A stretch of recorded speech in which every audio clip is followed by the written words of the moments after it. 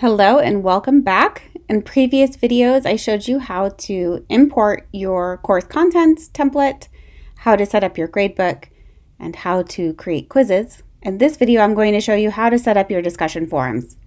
So the first step is to navigate to the Discussions tab at the top of the screen.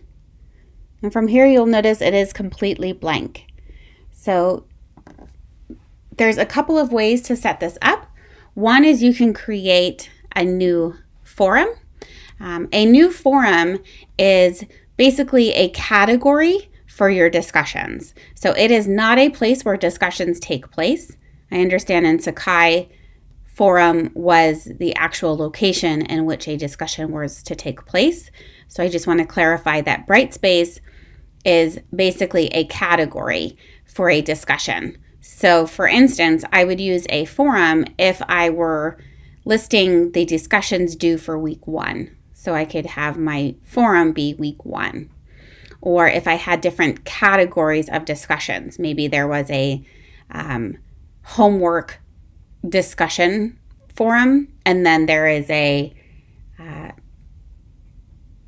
reflection discussion forum. So there could be different types of discussions that I want to keep separated, or different time frame for discussions.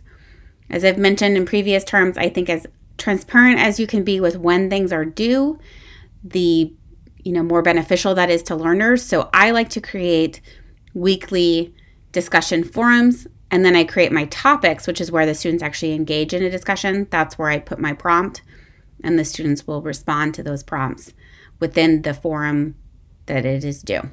So I will show you how to set up a forum. We'll click on New Forum.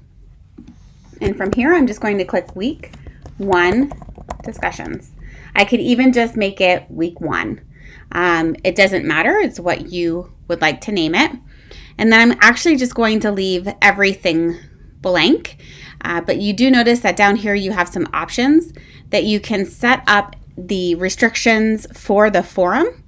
This is really helpful to do it at this level if you plan to have more than one discussion topic for this forum. So let's say in week 1, I want the students to discuss on 3 different topics.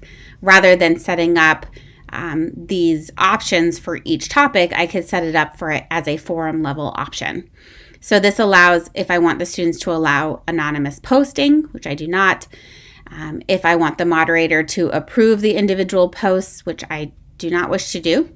But this is one where the users must start a thread before they can read or reply to others' threads.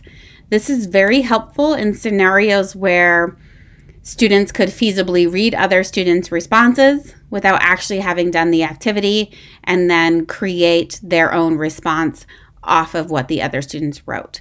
So that is pretty helpful. I know sometimes that makes some learners a little nervous. They like to see what other students had done before they frame their own. So that is one for you to pick from. And then displaying the forum descriptions and topics is one that we don't select. So from here, I'm going to click Save, and I can do Save and add a new topic. So I'm going to quickly add a topic within this forum. So now that I have my week 1 discussion forum set up, I'm going to now add my topic. So here within my week 1 discussion forum, I'm going to do week 1 discussion, and let's say we're going to do the discussion on conflict resolution. So now I can add in my question, my prompt to the learners. I also want to make sure that I'm telling them when, so I'm going to put instructions. When is this due? So what are the requirements? So, please post your initial response by Thursday at 10 p.m. and reply to a minimum of 3 classmates by Sunday at 10 p.m. Okay, so there is the prompt up top that they are responding to, and then the instructions. Again, if I did not already set forum limitations, but I want to add limitations here, I can do that if I choose to. I have an additional restrictions tab that allows for me to limit when they can access and respond to this discussion topic if I choose to, and I have some other restrictions I can add if I wish. I tend to just leave it open. And then for assessment, this is where I want to make sure that I click and I add it to the gradebook. So again, this is the item that I created in my second video on setting up the gradebook. Here I have the option for scoring out of. So these I had selected to score everything out of 10, so I'm just going to include that there. And then this is where I would add or attach the rubric if I had created one already that is student facing, so that when the student clicks on the discussion, they can see the rubric there. And now I'm just going to click, I don't want to make any other changes. I'm just going to click save and close. So you'll see how this looks. Here is my forum, and then here is my discussions, my discussion topic. So I'm going to finish setting up the rest of the forum just so you can see what it looks like. Be right back. Okay, so I've gone ahead and I've added multiple forums here. And you'll notice that they're a little out of order. So I want to show you how you can adjust those issues.